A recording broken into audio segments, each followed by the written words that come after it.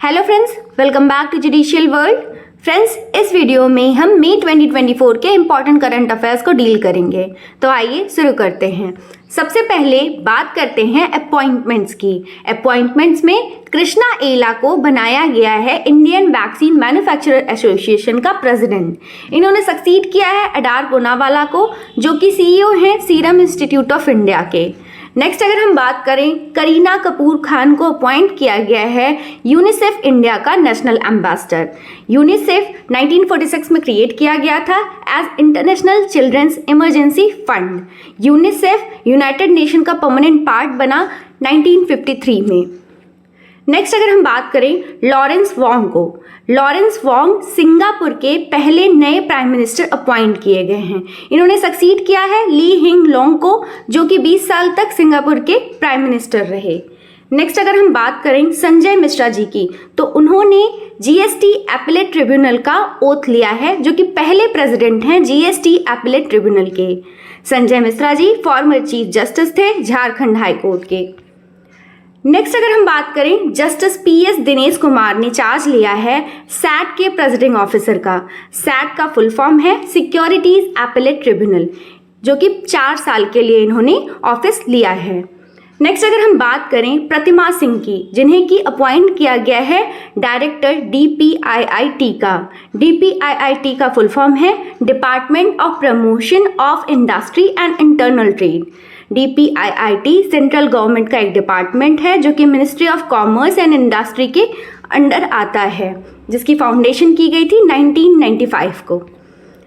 Next अगर हम बात करें, सोलोमन आइसलैंड ने अपना नया प्राइम मिनिस्टर इलेक्ट किया है जेरिमा मानेले को। नेक्स्ट अगर हम बात करें, जॉल रॉलो मुलिनो को पनामा का प्रेसिडेंशियल इलेक्शन जीत लिया है।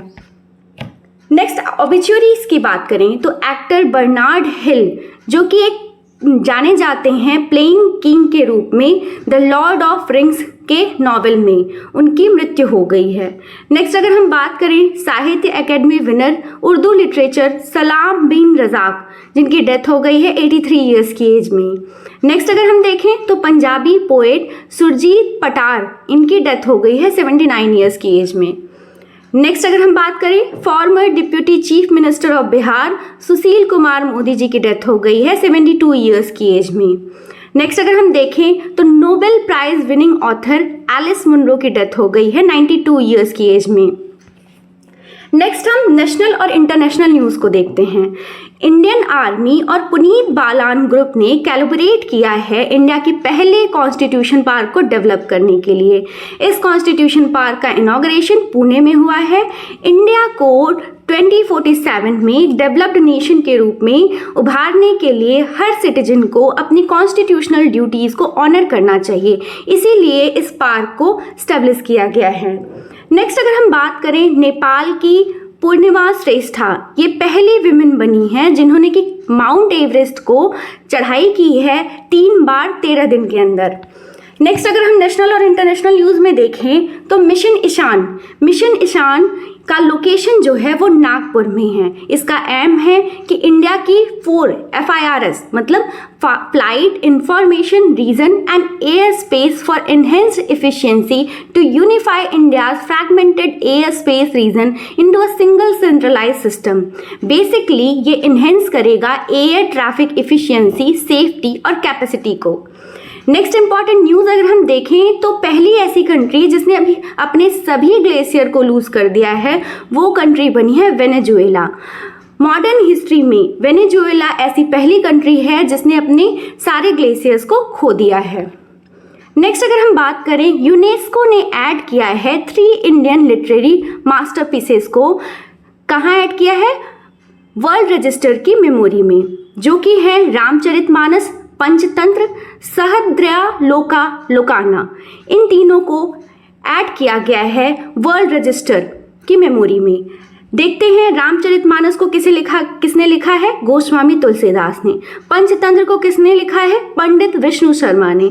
सहस्त्रालोका लोकाना इसको किसने लिखा है? आचार्य आनंदवर्धन ने। नेक्स्ट अगर हम बात करें, चाबहार पोर्ट की डील हुई है ईरान और इंडिया के बीच में। ईरान और इंडिया ने साइन किया है एक 10 इयर्स का कॉन्ट्रैक्ट, जिसमें कि ईरान के चाबहार पोर्ट के शाहिद बेहिश्ती टर्मिनल का ऑपरेशन इंडिया को मिला है। ये जो डील है ये साइन की गई है Indian port global limited IPGL और port and maritime organisation Iran के बीच में, जिसमें कि IPGL इन्वेस्ट करेगा $120 मिलियन और ऑपरेट करेगा इस टर्मिनल को 10 इयर्स की ड्यूरेशन के लिए। नेक्स्ट अगर हम बात करें इंडियन प्रीमियर लीग के 17th एडिशन की, तो इसमें विनर थे कोलकाता नाइट राइडर्स जो कि 3rd टाइटल है। लोएस्ट स्कोर था IPL की फाइनल हिस्ट्री में। रनर अप रहे हैं सनराइजर्स हैदराबाद। टीम कैप्टन है KKR Shreyas Iyer, SRH PAT Cummins. Orange cap मिला है विराट कोहली को। पर्पल कैप मिला है हर्षल पटेल को। मोस्ट वैल्यूएबल प्लेयर हैं Sunil Narine. Most successful team है Mumbai Indians Chennai super kings. Most runs overall Virat Kohli. Most wicket overall Yuzvendra Chahal. Next अगर हम देखें, स्पेन बना है 99th member international solar alliance का। इंटरनेशनल सोलर अलायंस इंडिया और फ्रांस के ज्वाइंट एफर्ट से लॉन्च की गई थी और ये सोलर एनर्जी के डिप्लॉयमेंट के लिए लॉन्च की गई थी। रिसेंटली चिली, यमन, पनामा ने ऑफिशियली रेटिफाई किया है इंटरनेशनल सोलर अलायंस को। 119 कंट्री ISA फ्रेमवर्क एग्रीमेंट के सिग्नेटरी हैं। नेक्स्ट अगर हम बात करें रवि शास्त्री और वसीम अकरम, ये उन 54 क्रिकेटर्स में से हैं, 54 नामों में से हैं जो कि क्रिकेट ऑस्ट्रेलिया के मल्टीकल्चरल एम्बेसडर बनाए गए हैं। नेक्स्ट अगर हम देखें, ब्राजील होस्ट करेगा 2027 विमेंस वर्ल्ड कप इन सूकर। नेक्स्ट अगर हम बात करें, ईरान के प्रेसिडेंट इब्राहिम रईसी और फॉरेन मिनिस्टर होसैन अमीर अब्दुल्लाहियान, इनकी डेथ हो गई है। रिसेंटली एक हेलीकॉप्टर जो कि लेके जा रहा था ईरान के प्रेसिडेंट और उनके फॉरेन मिनिस्टर को, वो ईरान के नॉर्थ वेस्ट माउंटेनियस पार्ट में due to heavy fog crash कर गया और इन दोनों लोगों की डेथ हो गई। वाइस प्रेसिडेंट मोहम्मद मुखबर ये एज्यूम करेंगे पावर को रईसी की डेथ के बाद। नेक्स्ट अगर हम बात करें, बॉर्डर रोड ऑर्गेनाइजेशन ने काम शुरू कर दिया है सिंकुला टनल पे। सिंकुला टनल एक मोटरेबल टनल है 16,580 फीट की हाइट पे, जो कि सिंकुला पास में बनाई जाएगी, जो कि हिमाचल के लाहौल वैली और लद्दाख के जास्कर वैली को कनेक्ट करेगी।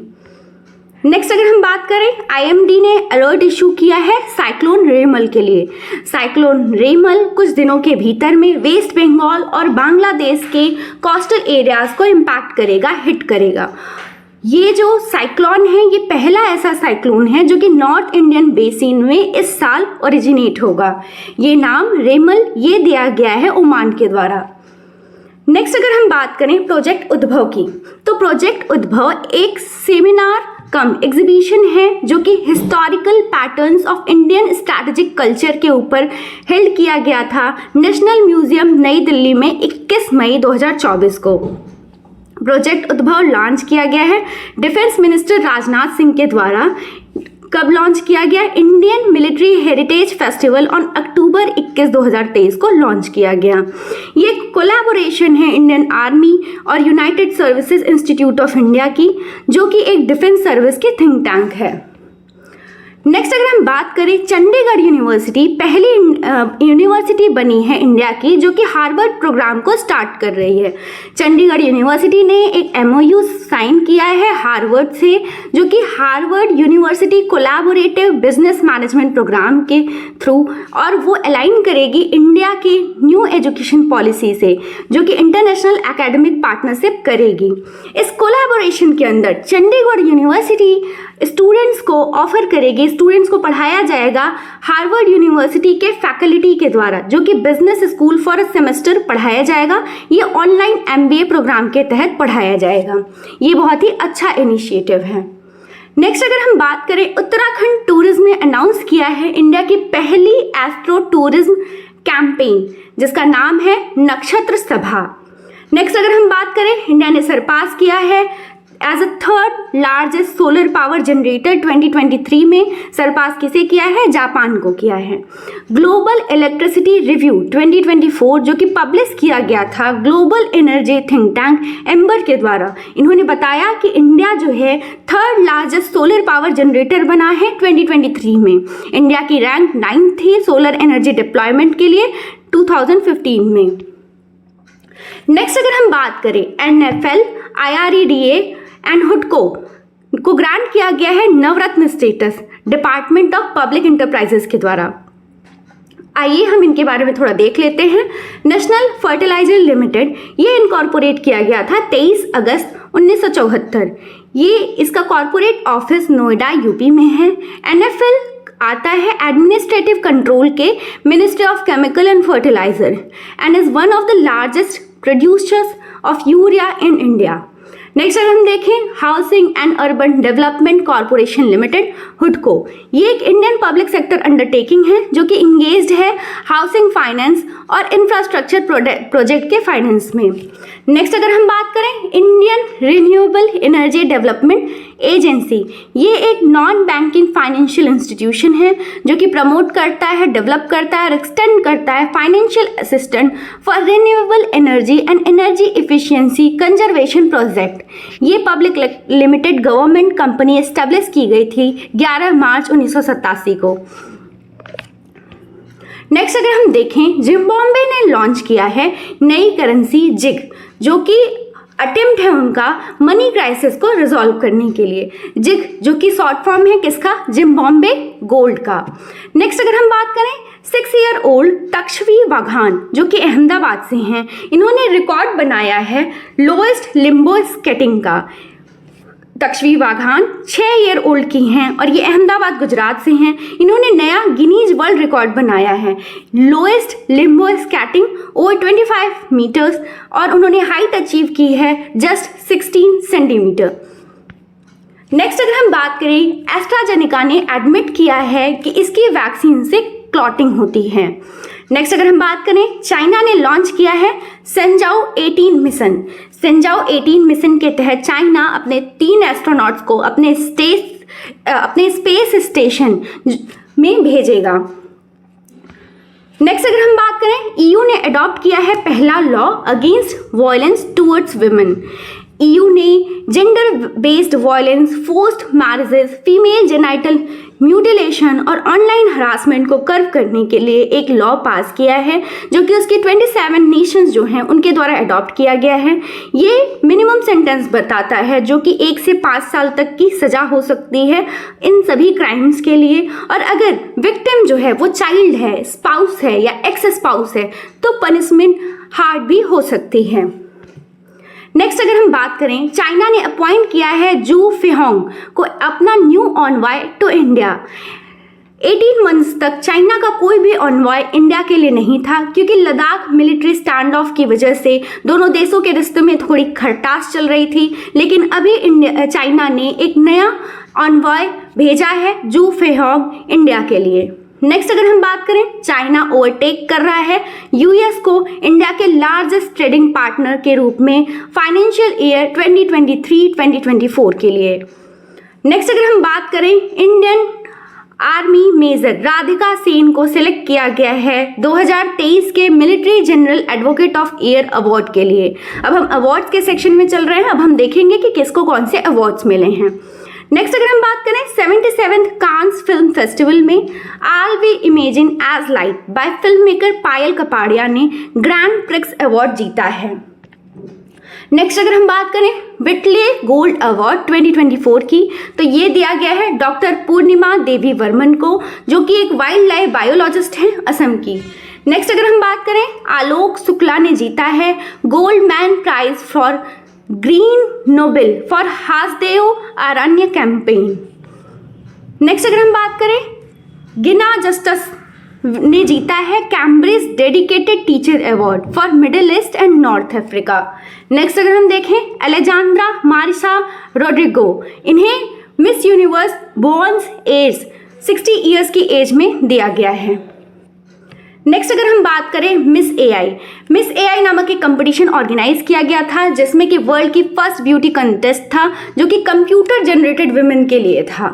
नेक्स्ट अगर हम बात करें फ़लस्तीन के जर्नलिस्ट जो कि कवर कर रहे थे गाजा को, उनको अवार्ड किया गया है 2024 का UNESCO Cano world press freedom prize.